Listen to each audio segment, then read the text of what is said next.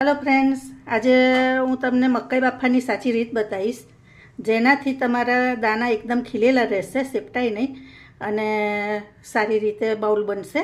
तो આવી રીતે गरम पानी करवानुं। आ पानी करवा मूक्युं छे मैं, થોડાક એ आया छे પછી बताई। આવી રીતે મૂકી દેવાના। આમાં ઉપર થોડુંક આપણે મીઠું એડ કરી દેવાનું અને એમાં 5-10 મિનિટ સુધી એને 10 મિનિટ થવા દઈશું।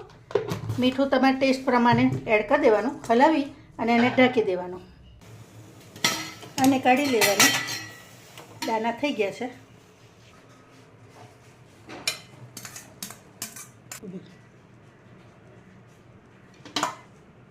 મરી, ચાટ મસાલો, કાળું મરચું, મીઠું અને દાણા, ઉપરથી બટર એડ કરી દેવાનું અને ચીઝ ઉપરથી એડ કરીને તૈયાર છે બાઉલ।